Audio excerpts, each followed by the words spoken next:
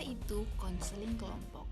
Konseling kelompok merupakan suatu sistem layanan atau bantuan yang amat baik untuk membantu pengembangan pribadi, kemampuan pribadi, pencegahan, dan mengenai konflik-konflik antar pribadi atau pemecahan masalah. Selanjutnya, konselor. Apa itu konselor?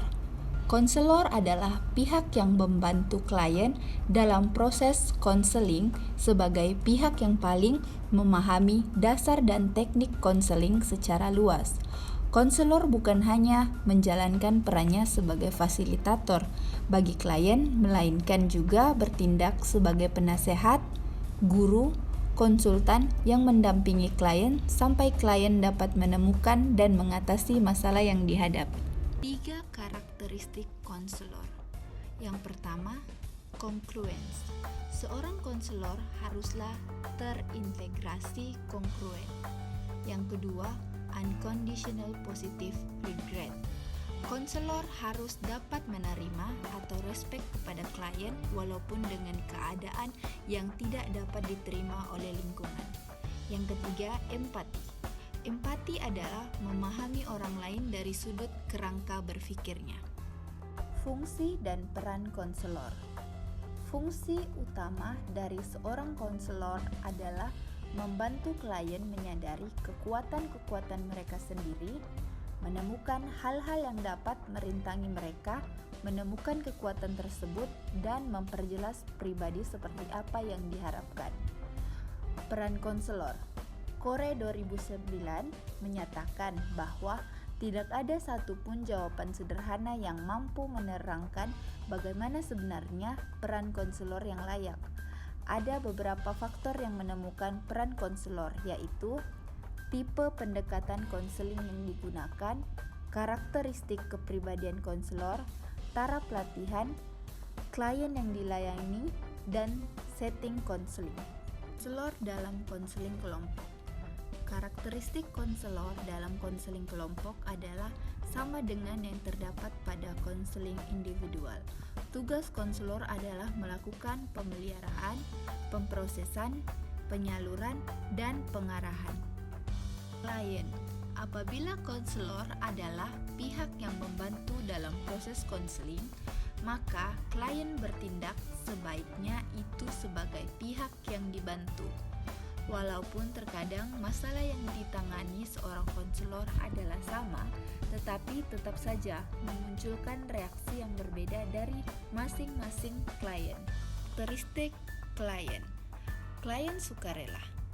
Ciri-cirinya bersungguh-sungguh dalam mengikuti proses, segera dapat beradaptasi dengan konselor, mudah terbuka seperti dalam membicarakan persoalannya, datang atas kemampuan sendiri, berusaha mengemukakan sesuatu dengan jelas, sikap bersahabat mengharapkan bantuan, dan yang terakhir, bersedia mengungkapkan rahasia walaupun menyakitkan.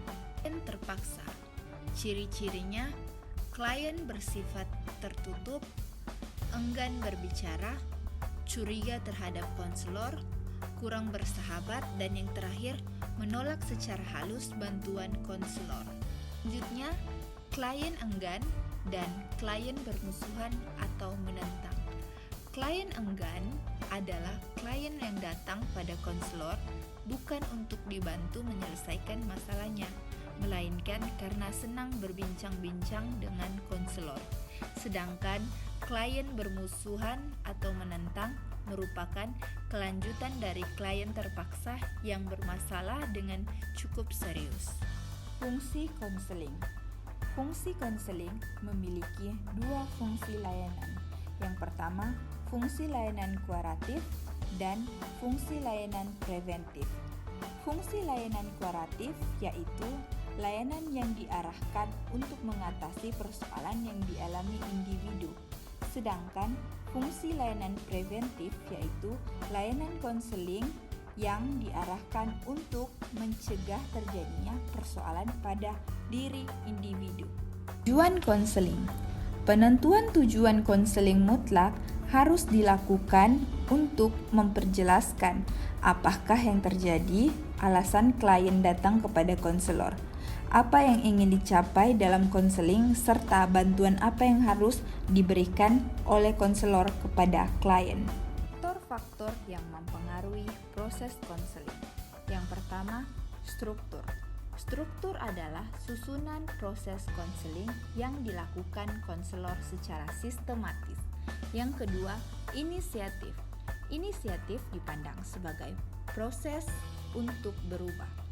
Klien yang memiliki inisiatif untuk mempercepat kesembuhan dalam proses konseling akan memudahkan konselor dalam menangani permasalahan yang dihadapinya. Struktur konseling kelompok ada 4. Yang pertama, jumlah anggota kelompok. Yang kedua, homogenitas kelompok. Yang ketiga, sifat kelompok. Dan yang terakhir, waktu pelaksanaan.